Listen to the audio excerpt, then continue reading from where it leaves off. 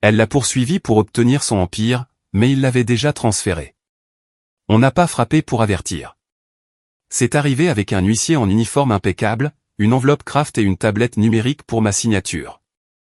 J'ai signé. Je signe toujours.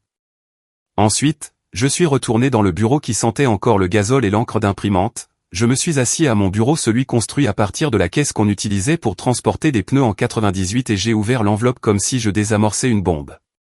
À l'intérieur, du jargon juridique, un langage froid et épais, une demande de divorce masquée sous une requête de répartition équitable. En pièce jointe se trouvait un tableur qui m'a fait tiquer. Ma femme, bientôt mon ex, me poursuivait pour 75% de l'entreprise. 75, elle avait surligné les cellules avec un remplissage jaune joyeux et des commentaires mignons. Ces actifs ont été constitués pendant le mariage, donc techniquement, smiley. Un smiley. 2 notes de bas de page. Une exigence pour les bâtiments, la flotte longue distance et la moitié des contrats clients que j'avais passé des décennies à courtiser dans des restaurants de bord de route, des terminaux et des salles de pause d'entrepôt. Elle citait sa présence de soutien et son travail émotionnel comme justification, affirmant que son rôle avait été intégral à la croissance de mon entreprise, bien qu'elle n'ait jamais mis les pieds dans le bureau de répartition sans se plaindre de l'odeur. J'ai fait défiler plus bas. Elle voulait aussi la propriété annexe, celle avec l'embranchement ferroviaire pour lequel je m'étais battu pendant 9 ans. J'ai fermé le tableur, puis la tablette, puis les yeux. Je n'ai pas dit un mot. Pas à elle, pas à l'avocat, pas même à l'équipe. Je suis juste resté assis là 1 minute, traçant du doigt la bosse sur le coin de mon bureau, causé par une clé anglaise tombée à l'époque où je n'avais pas les moyens de virer les mauvais mécaniciens.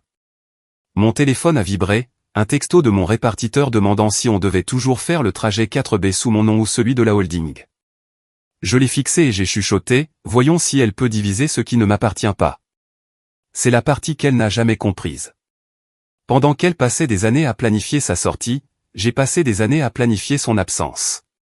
Elle pensait que j'étais trop loyal, trop au col bleu pour penser à l'avenir. Elle confondait routine et soumission. Mais je n'étais plus marié avec elle depuis 3 ans. J'étais marié à l'idée de ne pas perdre ce pourquoi j'avais saigné. Et si vous entendez ceci et que ce n'est pas déjà fait, prenez 1 seconde pour suivre la chaîne. Beaucoup de gens écoutent sans s'abonner, mais chaque abonnement aide notre équipe à vous apporter la suite. La vengeance silencieuse se savoure en boucle. Quoi qu'il en soit, je me suis levé, j'ai reculé ma chaise et je suis passé devant les portes vitrées du bureau principal. Mon chef des opérations m'a fait un signe de la main. J'ai hoché la tête. Je ne leur ai pas dit ce qui venait de se passer. Pourquoi le ferais-je? Rien n'avait changé. Les camions roulaient toujours. Les horodateurs tic-taquaient toujours. Les chariots élévateurs bipaient toujours en marche arrière. Le cœur de l'entreprise battait, avec ou sans mon nom tamponné sur le dossier de propriété. Et c'est là tout le secret, la majeure partie n'était pas estampillée à mon nom. C'était intentionnel. Il y a des années, après avoir vu 3 amis différents perdre leurs entreprises dans des divorces qu'ils croyaient amiables, j'avais pris un café avec un homme nommé Ward. Un vieux de la vieille, le regard perçant, une pochette blanche pliée comme un scalpel. Il avait autrefois conseillé des magnats des chemins de fer et avait pris sa retraite avant que l'email ne devienne la norme. Il m'a raconté l'histoire d'une entreprise de beurre de cacahuètes qui, légalement, n'avait jamais existé bien qu'elle ait été vendue pour environ 185 millions d'euros. Vous n'avez pas besoin de le cacher, m'avait-il dit en sirotant son café noir. Vous avez juste besoin de ne pas le posséder. C'est là que j'ai commencé le long processus de construction de couches, de trusts, de comptes séquestres, de dépôts de contingence, de coquilles vides avec des clauses de survie. Elle pensait que l'entreprise était à moi. La vérité, c'est que je ne la possédais plus depuis des années. Mais je n'ai pas jubilé. Pas encore.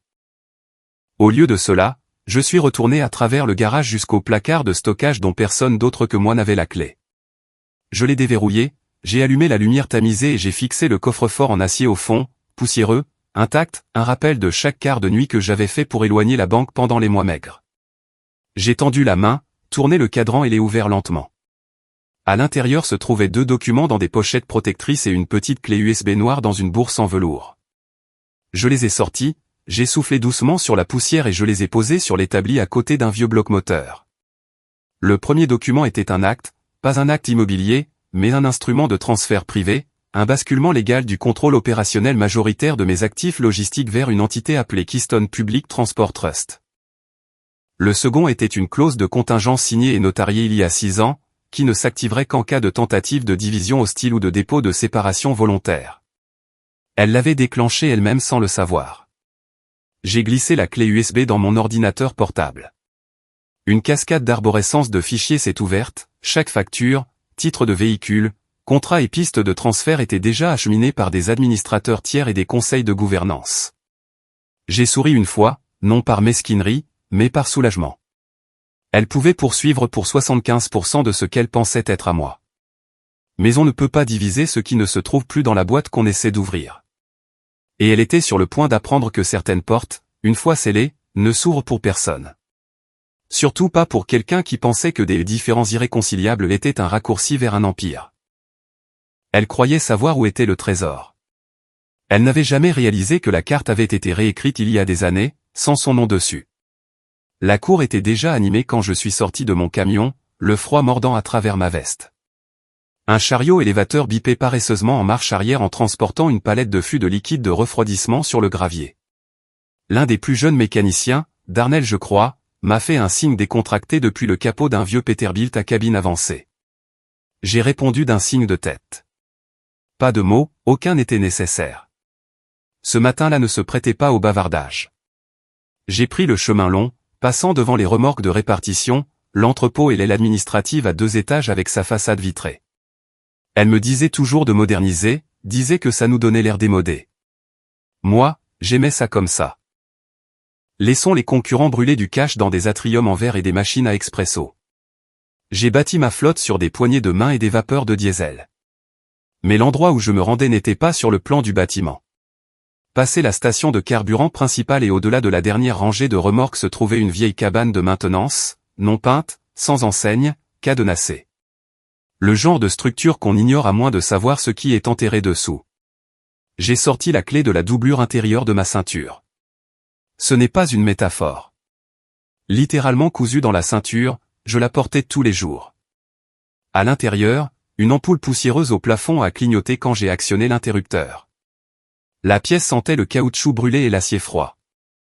Un vieux bureau à 3 pieds avec un bloc de bois soutenant le 4e, des classeurs des années 80.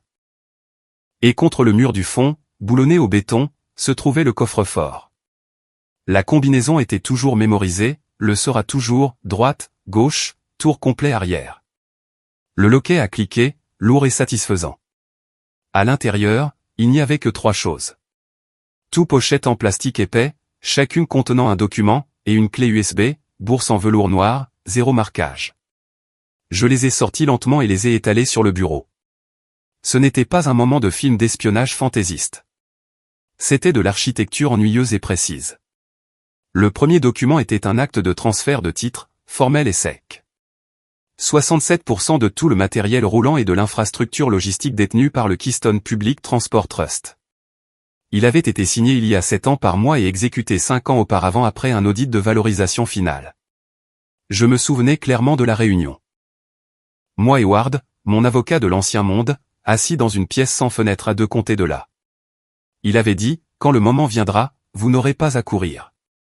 Vous aurez juste à pointer du doigt. À l'époque, je pensais être paranoïaque. Maintenant, j'étais juste content d'avoir écouté. Le trust n'était pas une coquille vide. C'était une entité vivante dirigée par 3 cofiduciaires, dont aucun n'avait de lien de sang avec moi ou elle. Ce n'était pas construit pour cacher de l'argent. C'était construit pour préserver la structure de l'entreprise, peu importe à quel point ma vie personnelle deviendrait laide. Aucun prêt n'était plus émis à mon nom. Aucun véhicule n'était titré à mon nom personnellement. Même les remorques avaient une propriété échelonnée, une stratégie d'assurance que Ward avait un jour décrite comme l'équivalent bureaucratique d'un mur de briques couvert de lierre. Le second document était la clause de déclenchement 17B. C'était la raison pour laquelle j'étais entré dans le bureau de cet avocat avec les mains tremblantes et un ulcère à l'estomac une demi-décennie plus tôt. En cas de réclamations hostiles contre le cédant par des affiliés personnels ou des partenaires légalement liés, disait le texte, le trust affirmera automatiquement la surveillance fiduciaire dans les 72 heures suivant l'action en justice confirmée. Elle l'avait déclenchée à la seconde où elle avait déposé le dossier. Je n'avais pas à répondre. La clause répondait pour moi. Et cette clé USB, elle contenait le reste. Baux numériques, contrat fournisseur, journaux de transition de compte, autorisation des administrateurs horodatés. Chaque fois qu'elle avait posté une photo de notre bureau pour son blog de femmes entrepreneurs sur les réseaux sociaux, elle se tenait devant des actifs sur lesquels, sur le papier, elle avait autant de droits qu'un livreur de passage. Ce n'était pas de la colère que je ressentais. C'était quelque chose de plus étrange. Pas de fierté, pas de vengeance. Une immobilité. Comme se tenir dans une tempête avec un parapluie en titane et regarder le vent déchirer tout autour de vous, sauf vous. Il y avait un fichier en particulier que j'ai rouvert juste par précaution. C'était le document d'enregistrement pour notre plus gros contrat de flotte, un accord pluriannuel de transport avec une chaîne régionale d'épicerie. Le nom du bénéficiaire, Keystone Public Transport Trust. La clause en dessous, non transférable en cas de litige. Elle ne savait rien de tout cela, et si cela ne tenait qu'à moi, elle ne le saurait jamais. Pas avant qu'il ne soit trop tard pour l'annuler. J'ai tout remballé dans une pochette différente et les glissé dans une enveloppe Kraft ordinaire. Pas de logo, pas d'en-tête, juste de la paperasse propre, prête pour le prochain coup d'échec. Dehors, le soleil se levait sur le terrain de gravier. Les chauffeurs chargeaient pour les tournées du matin, les moteurs bourdonnaient, les radios CB grésillaient. Rien n'avait changé, et pourtant tout avait changé. Elle pensait poursuivre un homme, un mari, un nom. Elle allait apprendre qu'elle ne me poursuivait pas moi. Elle poursuivait un fantôme. Un fantôme qui avait discrètement quitté la salle des propriétaires il y a longtemps. Le trajet jusqu'au bureau de Marlin n'était pas pittoresque. C'était 71 minutes d'asphalte fissuré, de radars et de stations-service oubliées. J'ai pris le vieux FE 150 au lieu de mon camion quotidien. Pas par nostalgie, juste parce qu'il n'avait pas de suivi GPS, de Bluetooth ou d'écran de tableau de bord qui pourrait enregistrer où j'étais allé. Paranoïa, peut-être. Ou peut-être juste la sagesse apprise en regardant trop d'hommes intelligents tout perdre parce qu'ils pensaient que la loyauté était une armure. Le bâtiment n'avait même pas d'enseigne, juste une adresse à 6 chiffres peinte au pochoir sur la porte comme si c'était un placard de concierge. Je me suis garé à l'arrière. Une caméra au-dessus de l'entrée. Pas de réceptionniste, pas de sonnette. J'ai frappé 2 fois, attendu, puis tourné la poignée. À l'intérieur, le silence. Une vague odeur de papier et de désodorisant essayant de couvrir le vieux bois. Les lumières étaient toutes éteintes sauf dans le couloir du fond où une seule porte était légèrement entr'ouverte. Marlin Ward ne s'est pas levé quand je suis entré. Il ne le faisait jamais. Son bureau était plus froid que dans mes souvenirs. Des étagères du sol au plafond remplies de classeurs noirs épais et de livres de droit obsolètes au dos craquelé par une utilisation réelle. Pas de déco, pas d'ordinateur portable, juste un bloc-notes juridique, un stylo plume et 2 dossiers posés soigneusement sur son bureau. Il portait le même blazer en tweed, la même pince à cravate en argent brossé. L'homme avait vieilli, mais pas comme la plupart des gens. Il avait l'air de quelqu'un que le temps respectait trop pour le toucher sans permission. « Café » a-t-il demandé. « Toujours » ai-je répondu. Il s'est servi. Noir, sorti d'un thermos qui n'avait probablement pas été lavé depuis une décennie. J'ai pris la tasse ébréchée et je me suis assis. Pas de banalité. Il m'a regardé comme un médecin regarde avant de livrer des résultats d'analyse qui ne sont pas tragiques, mais certainement cruciaux pour la vie. Elle a déposé le dossier, demanda-t-il doucement. J'ai hoché la tête. Il y a 2 jours. Son avocat l'a envoyé par coursier avec un sourire. Marlin tapota le coin d'un dossier avec son stylo. Clause 17B. Elle l'a déclenché. Il fit le plus infime des hochements de tête, comme un joueur d'échecs déplaçant une tour. Pas de célébration, juste du mouvement. La clause 17B n'était pas une trappe dramatique. C'était un mécanisme conçu pour transférer la surveillance fiduciaire de moi vers l'équipe de gouvernance secondaire du trust en cas de réclamation conjugale hostile. Cette expression avait pris 3 semaines de négociation rien que pour être définie. Peu importait qui avait raison dans le mariage. Ce qui comptait, c'était l'intention de diviser les actifs. C'était le signal, et elle l'avait allumé comme une fusée de détresse. Marlin ouvrit le dossier et fit glisser un ensemble de documents vers moi. Signez ici. Cela finalise la transition de surveillance et déclenche la notification bancaire. J'ai jeté un coup d'œil aux pages. Une pour le trust lui-même, une pour le département de conformité de la banque, une pour la file d'attente du registre fédéral des entreprises. Rien que je n'avais pas déjà vu. J'avais répété cette danse avec Marlin lors d'exercices à Blanc. Maintenant, la musique jouait vraiment. Il me regarda signer avec une intensité silencieuse. Comme si c'était un travail sacré. Quand j'ai rendu les pages, il les a tamponnées. De vrais tampons physiques, à l'encre rouge, frappant le papier avec détermination.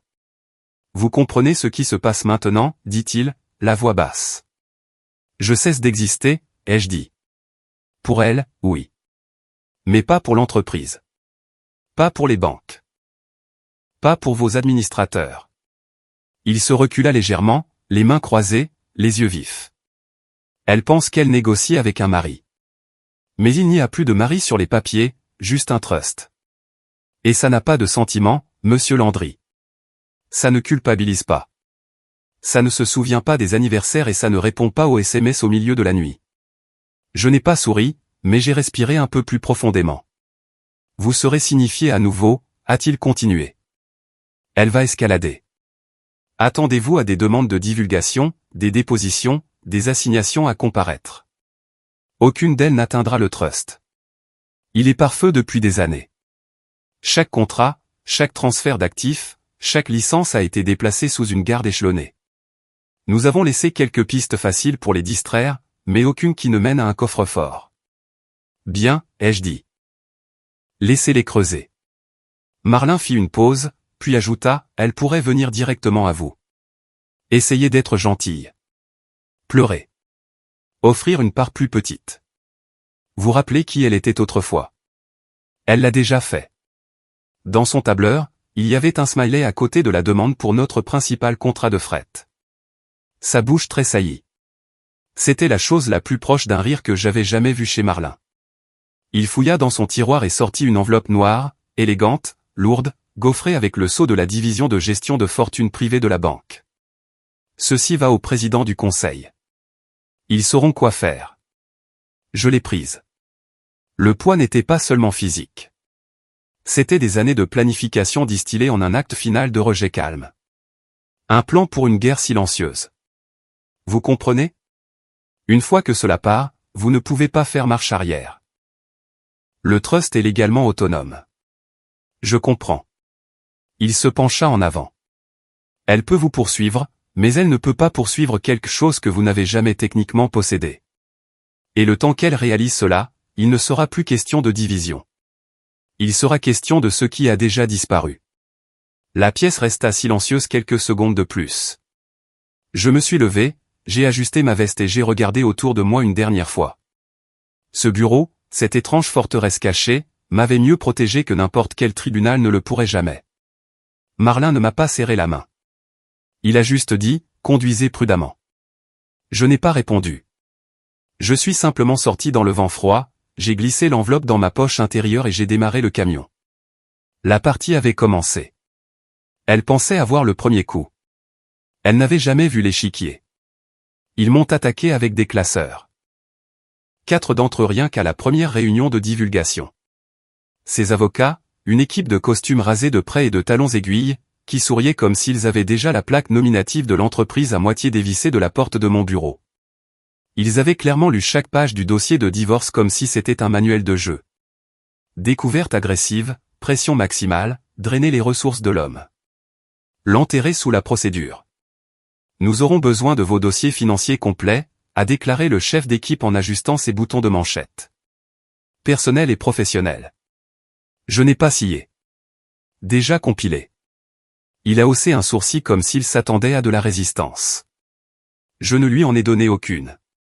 C'était la première fissure dans leur confiance. Au cours des 2 semaines suivantes, mon équipe enfin, un assistant de confiance et un coursier a livré en main propre chaque document demandé, grand livre, évaluation d'actifs, dépôt d'entreprise, contrat de fret, journaux d'entretien des véhicules remontant à une décennie. Nous avons même inclus les résumés d'audits trimestriels, notariés et horodatés. Mais chaque page racontait une histoire différente. Pas une fausse histoire, une vraie, juste pas celle à laquelle il s'attendait. Mes contrats de fret appartenaient à Keystone. Mes camions étaient légalement exploités par des administrateurs de location sous contrat roulant. La propriété de l'entrepôt était détenue par une Suez ARL pour des raisons de zonage environnemental. Les bénéficiaires des polices d'assurance étaient listés comme des gardiens organisationnels sans personne directe impliquée. Chaque fil qu'ils tiraient menait à un autre nœud. Une autre couche, une autre clause. Ils revenaient avec plus de demandes. Nous voulons des chaînes de propriété claires, a craqué son avocat lors de la deuxième audience. C'est de l'évasion pure et simple. Le juge, un homme plus âgé aux yeux fatigués et avec une tasse de café de tribunal qui ne quittait jamais sa main, s'est penché en arrière, feuilletant la pile. L'évasion implique que quelque chose est caché, a-t-il dit calmement. Ceci ressemble davantage à de la planification. Le visage de l'avocat de ma femme se crispa. Il n'avait pas l'habitude d'être déjoué. Elle, ma femme, était assise à côté de lui dans la salle d'audience, les bras croisés, la mâchoire serrée, mais les yeux scrutant chaque visage comme si elle contrôlait encore l'issue. Je ne la regardais pas. Je regardais le juge, la paperasse, le greffier ennuyé qui mâchait un chewing-gum comme si c'était juste un autre mardi. Parce que pour eux, c'en était un. Mais pour elle, c'était le début de l'érosion. Le lendemain matin, elle s'est présentée à l'entrepôt. Première fois depuis des années, habillée comme si elle sortait de la couverture d'une brochure immobilière. Je veux juste faire un tour, a-t-elle dit, pour voir ce que j'ai aidé à construire. J'ai hoché la tête et j'ai marché avec elle. Elle faisait des signes aux employés qui ne la reconnaissaient pas. Elle posait des questions comme « Est-ce que c'est toujours le superviseur principal du quai ?» La réponse, bien sûr, était non. Ça ne l'était plus depuis 6 ans. Elle s'est finalement arrêtée au bureau de répartition où les manifestes quotidiens étaient affichés. Une feuille a attiré son attention. Logo Keystone dans le coin. C'est quoi ça, a-t-elle demandé. Itinéraire quotidien. Chargement contractuel mis à jour depuis le mois dernier. Pourquoi ce n'est pas sous le nom de notre entreprise? Je l'ai fixé. Parce que ce n'est pas notre entreprise. Le silence entre nous a duré 7 secondes de plus qu'il n'aurait dû. Cet après-midi-là, son équipe a déposé une requête pour obstruction. Il prétendait que nous cachions la propriété par une complication délibérée. Il citait des sociétés écrans, des administrateurs obscurs et qualifiait les structures étagées de conçues pour obscurcir. Ce qu'elles étaient, bien sûr. Légalement. Transparentes. Élégamment. À l'audience, son avocat transpirait pratiquement en présentant son argument. Votre honneur, le défendeur a créé une structure d'actifs intentionnellement alambiquée pour empêcher une division appropriée. Le juge a tenu le dernier document d'une main, ajusté ses lunettes de l'autre. L'obstruction implique le refus, a-t-il répété. Mais tous les documents demandés ont été soumis. Oui, mais regardez-les. Ils sont impénétrables. Le juge tourna une autre page. Ou juste compliqué. Un lent murmure parcourut la salle d'audience. L'avocat de ma femme avait l'air d'avoir avalé une punaise. Elle se pencha, chuchotant brusquement à son oreille, les yeux maintenant frénétiques, calculateurs. La confiance qui avait brillé derrière son sourire lors du dépôt de la plainte avait disparu. Elle ressemblait moins à une femme divisant un empire et plus à quelqu'un essayant de compter des pièces qui ne cessaient de se transformer en ombre. Mon avocat, un jeune gars, ex-conformité d'entreprise, s'est simplement reculé et a chuchoté, il commence à réaliser que c'était le but. Pas de cacher, pas de mentir, mais de rendre le terrain inconnu. De transformer ce qu'il pensait être une route simple en un labyrinthe sans mur, seulement des miroirs. Nous avons quitté la salle d'audience calmement. Pas de jubilation, pas de tour d'honneur. Mais je l'ai vu du coin de l'œil, immobile dans le couloir pendant que son avocat jacassait, gesticulant avec ses mains comme un homme qui se noie décrivant de l'eau. Elle ne répondait pas. Elle fixait la page dans ses mains, une liste d'actifs ou un calendrier de dépôt, et traçait un nom qui n'était pas le mien. Keystone. Encore et encore. Elle pensait qu'elle me traverserait comme du papier. Elle n'avait pas réalisé qu'elle était déjà profondément à l'intérieur d'une structure qu'elle ne pouvait pas lire, construite par des mains qu'elle n'avait jamais pris la peine de regarder. Elle a toujours aimé les titres. Jamais le travail, jamais le poids des responsabilités, mais la façon dont ça rendait à l'écrit. Cofondatrice, stratège commerciale, conseillère en marque. Peu importait qu'elle n'ait jamais enregistré une facture ou marché sur le sol de l'entrepôt sans avoir un haut-le-cœur à cause de l'odeur du liquide de frein. Elle voulait son nom en bas de page du site, sur le profil LinkedIn, la mention occasionnelle dans les revues de l'industrie. Je me souviens du jour où elle a fait la demande. Il y a 6 ans, nous dînions dans un bistrot suréclairé. Des blancs de poulet à 120 € et des meubles qui essayaient trop fort d'être français. Elle portait un nouveau blazer et a annoncé à mi-chemin du dessert, « Les gens n'arrêtent pas de me demander ce que je fais. Je pense que je devrais être listé sur la page de l'entreprise. » J'ai haussé un sourcil. Pour faire quoi? Elle sirotait son rosé hors de prix. Du consulting? Je veux dire. Image de marque, soutien. Tu as dit toi-même que j'ai aidé à façonner la façon dont l'entreprise est perçue, non? C'était plus facile d'acquiescer que d'argumenter. L'entreprise était rentable cette année-là. J'étais fatigué et honnêtement, je m'en fichais. Une ligne sur un site web ne me faisait pas peur. Alors j'ai appelé Marlin. Elle veut un titre. Je lui ai dit quelque chose d'inoffensif. Alors elle signe pour l'avoir, a-t-il dit aussi nonchalamment que si nous commandions un déjeuner. Il a faxé le formulaire cet après-midi-là. Une reconnaissance de statut de consultant couplée à une renonciation au droit sur le capital. Pratique standard pour tout rôle non fiduciaire. Elle l'a signé sans scier. À peine survolé les termes. Je me souviens qu'elle riait en me le rendant. Toute cette paperasse juste pour que je puisse avoir l'air bien, a-t-elle plaisanté. Du papier mort rangé dans un dossier, jamais mentionné à nouveau jusqu'à la semaine dernière. Son avocat venait d'essayer de geler l'un des comptes du trust, citant un intérêt conjugal équitable. Nous avons répondu en soumettant 10 pages de logique contractuelle montrant qu'elle n'avait aucun intérêt de contrôle, aucun siège au conseil, aucune part de bénéfice, juste un titre. Et puis nous avons ajouté ce document. Son nom, sa demande, sa signature, sa renonciation. Le greffier du tribunal l'a fait glisser sur la table lors d'une conférence pré-procès. Son avocat l'a ramassé, confiant, jusqu'à ce qu'il ne le soit plus. Il l'a feuilleté une fois, puis encore, puis a fixé la signature, clignant des yeux comme si elle était mal orthographiée. « Qu'est-ce que c'est » a-t-il demandé. Marlin a parlé calmement et lentement. Une renonciation de réclamation aux droits fiduciaires conjugaux. Standard pour toute partie listée comme consultant non fiduciaire. Mais elle était partenaire. Légalement. Marlin a arqué un sourcil. Non, juste un titre. Elle a demandé à être incluse dans des exercices de construction d'image. C'est tout ce que le document confirme. Le silence dans cette salle de conférence était du genre qui se replie sur lui-même. Épais, embarrassé, désespéré que quelqu'un le brise, et personne assez courageux pour essayer. Elle était assise figée, regardant son avocat devenir pâle comme du marbre, les yeux rivés sur un document qui avait dormi dans un tiroir pendant plus d'une demi-décennie. Puis sa voix a percé. Petite, pas le fouet tranchant auquel j'étais habitué, quelque chose de plus mince. Je ne savais pas ce que je signais. Le juge, qui s'était joint par appel vidéo en raison d'un conflit d'horaire, s'est penché vers la caméra, le visage impassible. Et pourtant, vous l'avez signé. Elle s'est tournée vers moi alors, pas avec du feu, mais avec quelque chose de pire, de l'incrédulité. Comme si j'avais orchestré un piège juste pour l'humilier. Je n'ai rien dit, j'ai juste incliné la tête comme si j'essayais de me souvenir de quelque chose. Ah, c'est vrai, ai-je finalement dit. Tu voulais être listé sous optique stratégique, tu te souviens. Elle baissa les yeux. Marlin glissa la copie signée dans une pochette en plastique et la remit dans la pile des pièces à conviction.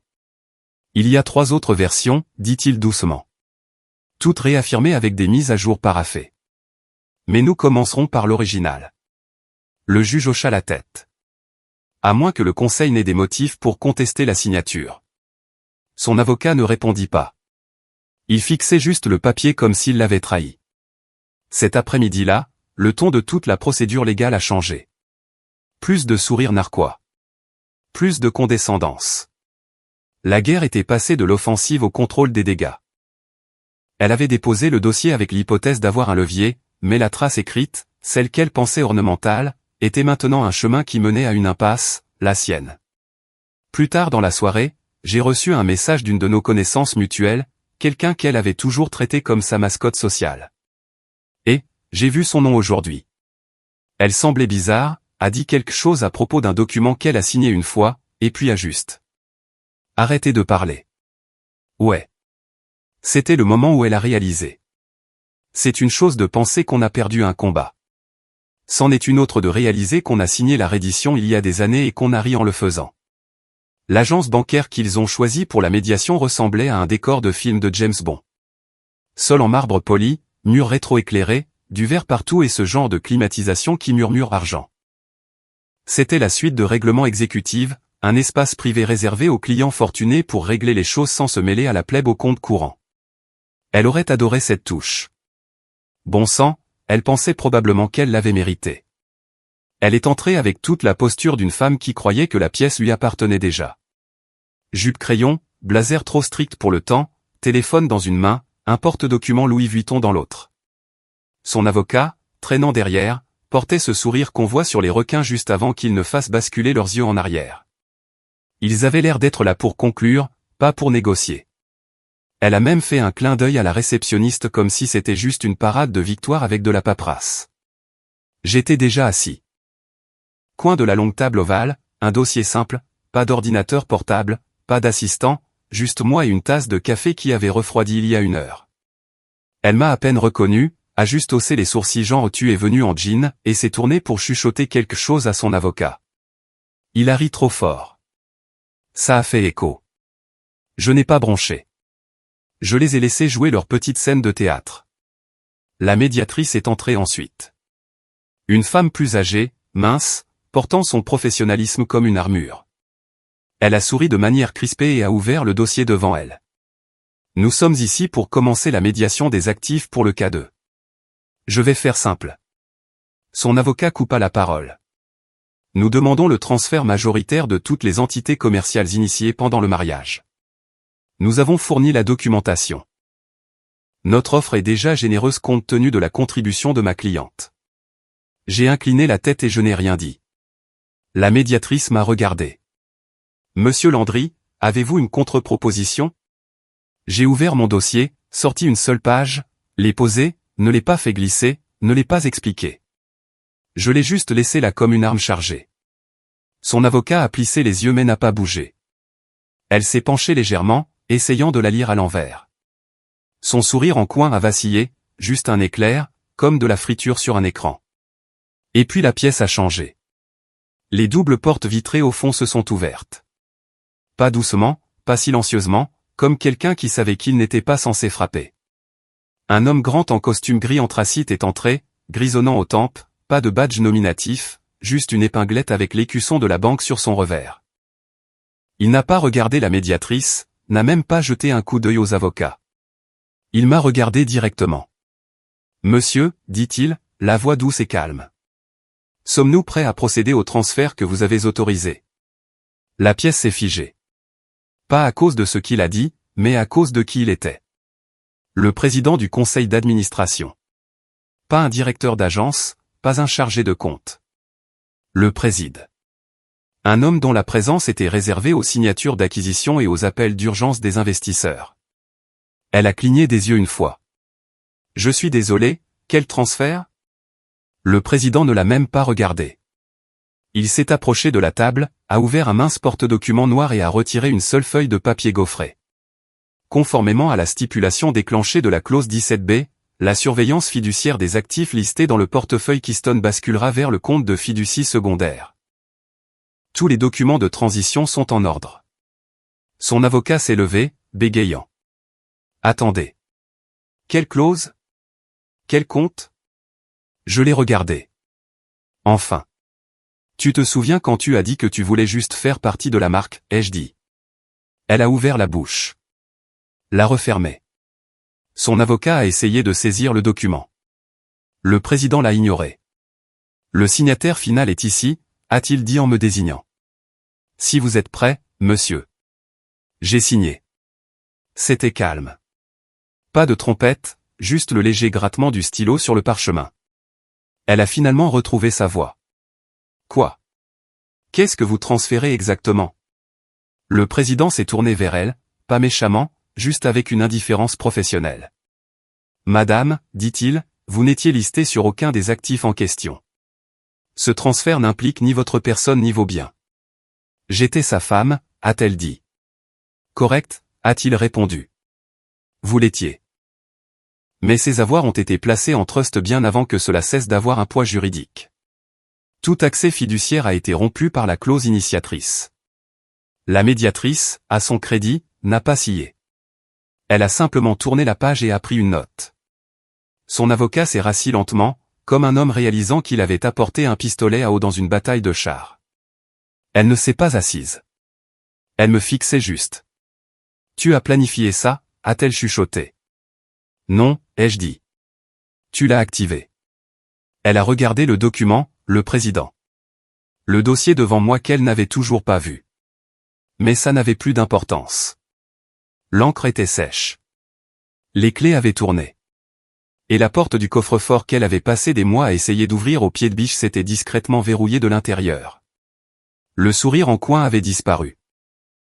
Il ne s'était pas estompé, il s'était évaporé, arraché de son visage par quelque chose qu'elle n'avait pas vu venir, quelque chose qu'elle ne pouvait pas arrêter.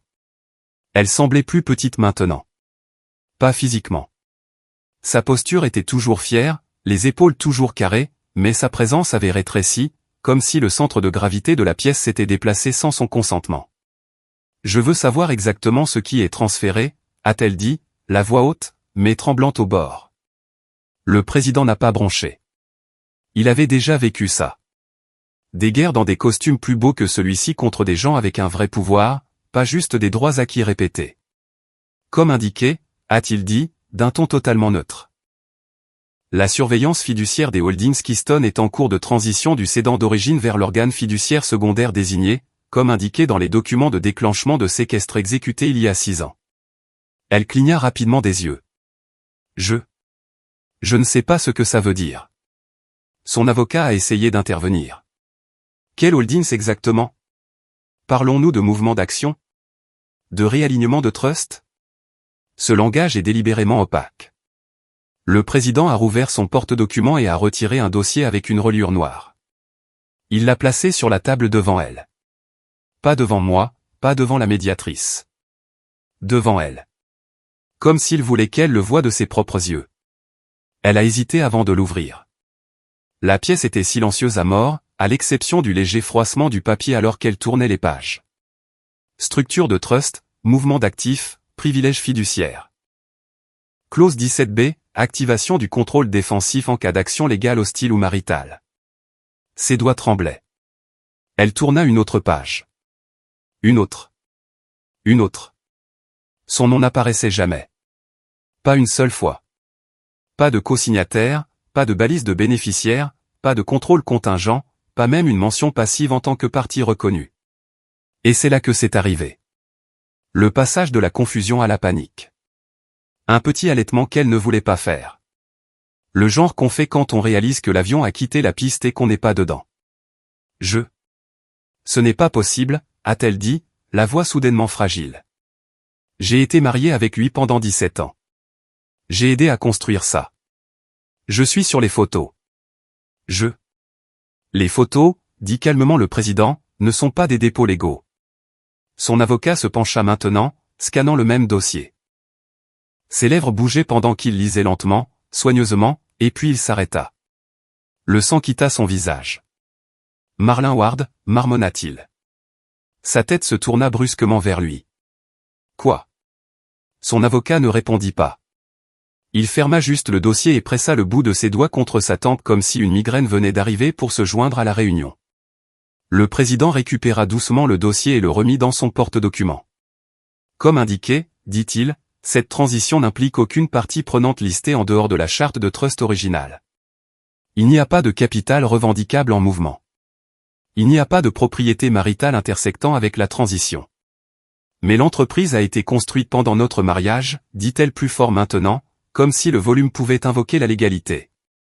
Ça devrait compter. Le président se tourna vers la médiatrice. Avez-vous besoin de clarification sur l'indépendance des actifs du trust? La médiatrice ne sia pas. Non, monsieur. La structure semble valide. Son avocat ouvrit la bouche pour objecter, mais rien ne sortit. Parce qu'il savait. Les contrats étaient réels. Les dépôts étaient propres. Et les failles qu'ils espéraient exploiter n'étaient pas des failles. C'étaient des murs. Tu ne m'as jamais dit, dit-elle en se tournant vers moi maintenant, le visage pâle, la voix qui montait. Tu ne m'as jamais dit que tu sortirais l'entreprise de ton nom. Je l'ai regardé. Calme. Pas de jubilation, pas de colère. Tu n'as jamais demandé. Je n'avais pas besoin de demander. J'étais ta femme. Non, ai-je dit doucement. Tu étais mon public. Elle recula légèrement, comme si les mots avaient frappé plus fort qu'elle ne l'avait prévu. Je me suis penché juste assez pour voir ses yeux. Tu étais tellement occupé à essayer de donner l'impression de faire partie de l'Empire.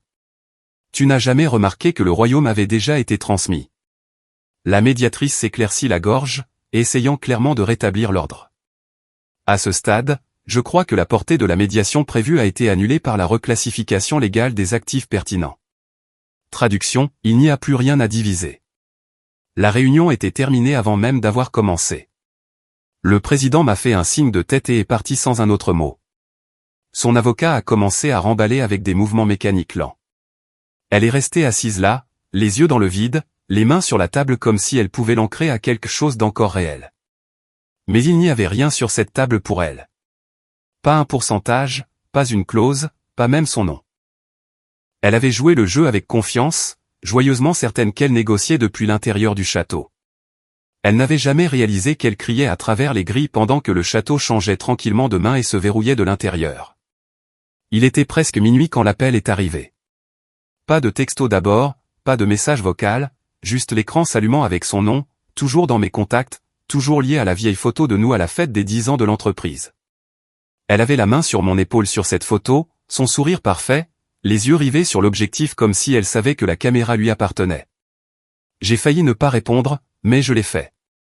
Elle n'a pas demandé comment j'allais. Elle a juste dit doucement, on peut parler ? La voix était différente. Pas le ton autoritaire qu'elle utilisait avec son avocat. Pas celui sucré qu'elle gardait pour les greffiers. Celui-ci était plus mince, comme s'il avait traversé un couloir de doute avant de m'atteindre. J'ai accepté de la rencontrer au café en bas de la colline du dépôt.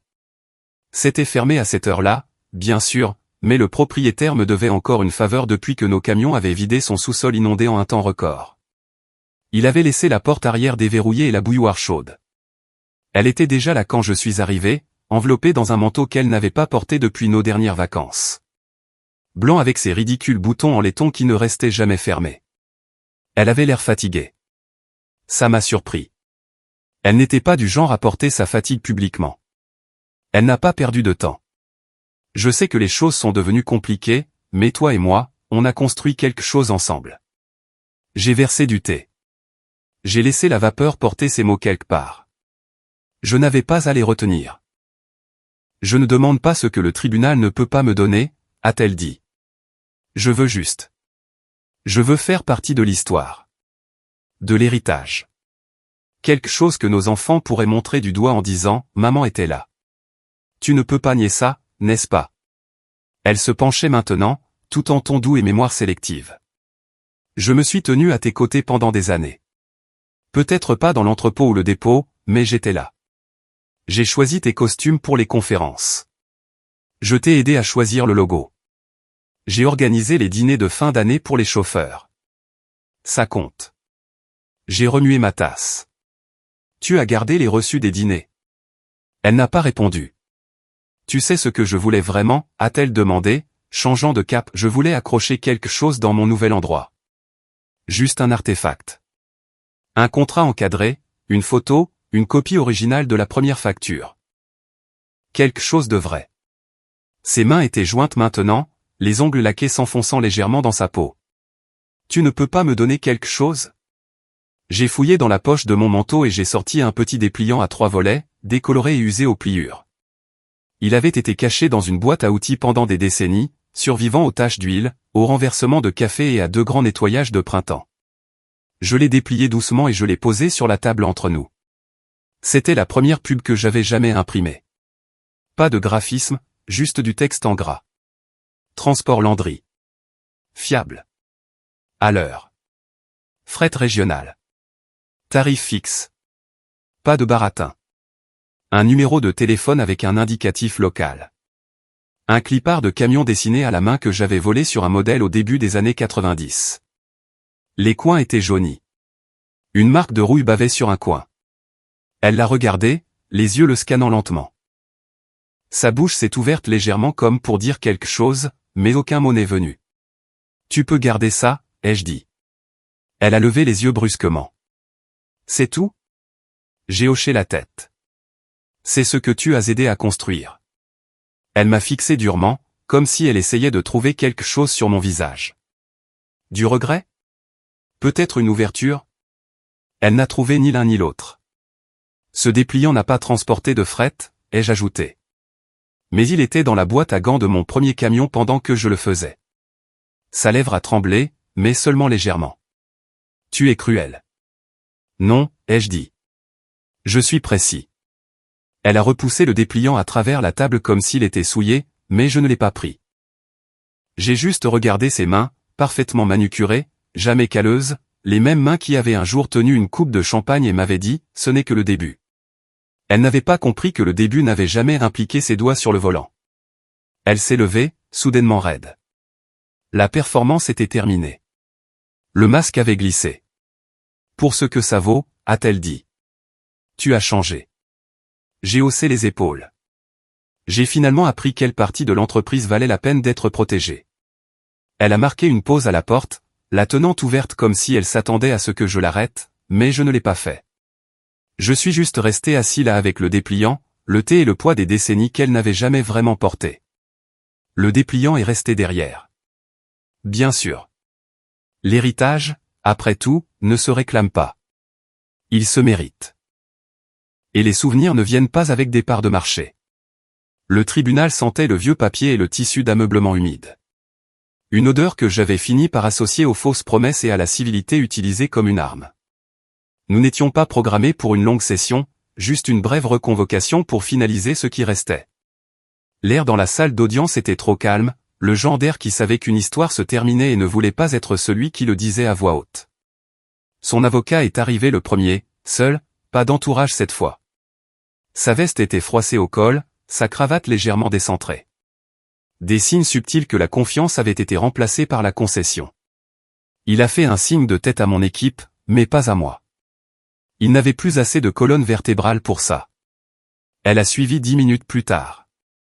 Cheveux tirés en arrière, talons plus bas que d'habitude.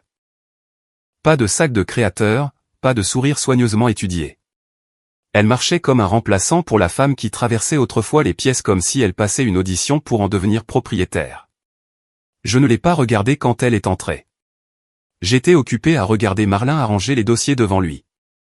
Lent, délibéré, comme s'il voulait que chaque mouvement résonne à travers la chambre. Il n'a pas dit un mot.